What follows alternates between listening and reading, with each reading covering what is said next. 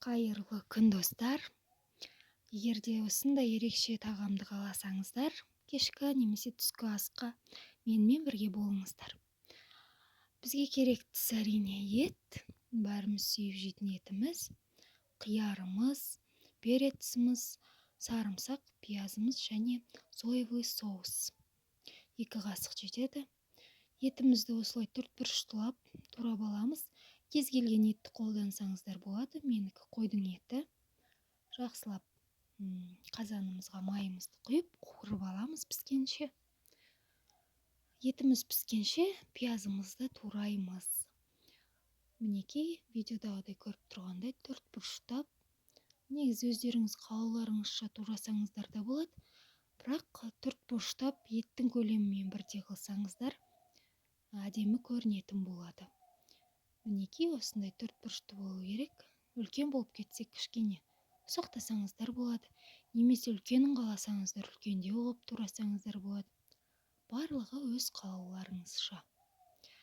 Достар, егер менің каналым ұнаса сіздерге, рецепттарым ұнаса, міндетті түрде қолдап кетіңіздер, каналыма жазылып кетіңіздер. Сіздердің қолдауларыңыз мен үшін өте маңызды. Лайк басып, комментарий қалдырыңыздар, қандай рецепт күтесіздер, соны жаза кетіңіздер. Сіздерден қолдау күтетін боламын. Пиязымызды турап алдық.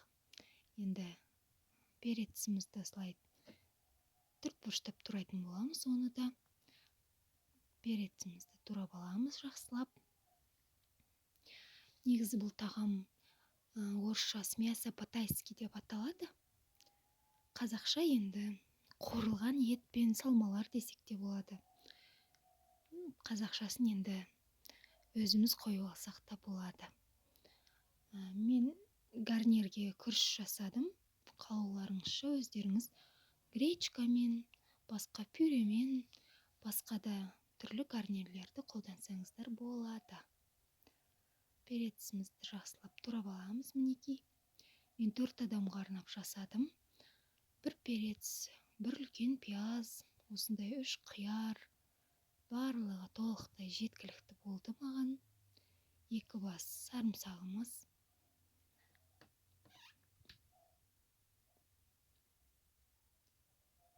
Осылай дайындап алдық. Енді қиярымызды тураймыз. 2 жағын алып тастаймыз міндетті түрде. Осылай бөліп аламыз. Өте үлкен болып кетсе де әдемі көрінбей қалады. Сондықтан ұсақтау болғаны жақсы. Неге видеода көріп тұрғандарыңыздай осылай турап аламыз барлығын.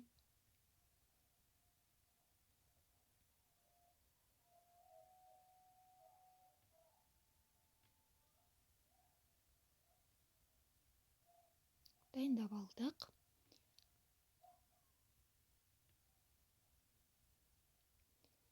Етіміз әбден қуырылып пісті. Енді үстіне пиязымызды салатын боламыз. Пиязымызды салып, әбден қуырып аламыз. Әбден болғанда 1-2-3 минут жеткілікті. Кішкене өздеріңіз көресіздер, пиязымыз өлгеніне қарай, жаңағыдай, одан кейін барып қиярымызды салатын боламыз. 2 немесе 3 минутқа қойсаңыздар болады.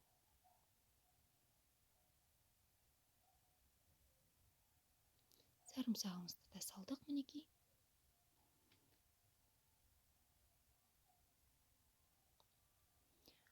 Міне 2 минут, 3 минуттай өтті уақыт. Одан кейін енді араластырып жақсылап. Пиязымыз әбден сарғайды кішкене.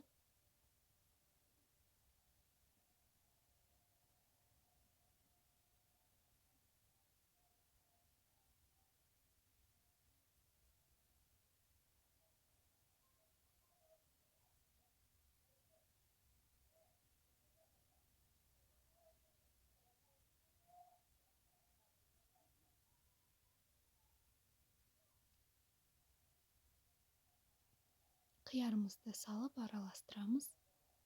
Қиярды да 2 минут жеткілікті, 2 минутқа қойсаңыздар жеткілікті болады. 2 минуттан кейін осылай қиярымыздың суы шығып, кішкене етпен бірге жақсы үйлесім табатын болады. Иісі өте керемет, сарымсақтың иісі әдемі болып шығып тұр. Мінекей, қызыл лазымызды да салдық. Лазымызды да көп қуырмайсыздар, 2-3 минутқа қуырасыздар барлығын. Дәміне қарай тұз саламыз. Мінекей, тұзын саласыздар. Тұзы ашты болып кетпесін, өйткені қазір соевый соус қосамыз, ода да тұз болады. Сондықтан өздеріңіз байқайсыздар тұзын. Өздеріңіз қалауларыңызша паприка қоссаңыздар болады. Қара бұрыш, қызыл бұрыш қоссаңыздар болады. Біздің үйде кішкентай балалар болғандықтан ондайларды ұнатпайды.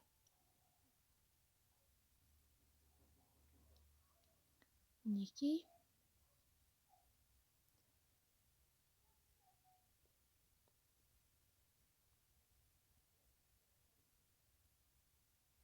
соевый соусымызды құямыз. Жақсылап араластырамыз.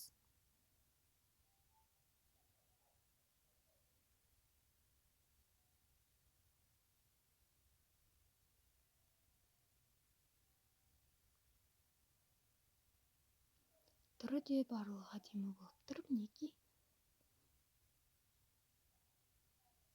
өздеріңіз қалауларыңызша қазір піскен уақытқа дейін қоясыздар. Бетін ашқан кезде кәдімгі тамақтың бір піскені байқалып тұрады ғой. Соға дейін қақпағын жауып қойып қоясыздар. Негізі бір көп болса 3-4 минут кетеді. 3-4 минуттан кейін ашып, мінекей, қалағандарыңызша осылай салып бересіздер. Өте дәмді, бір сүйіп жейтін керемет ас шығады. Мінекей, ас болсын, міндетті түрде жасап көріңіздер. Назарларыңызға рахмет.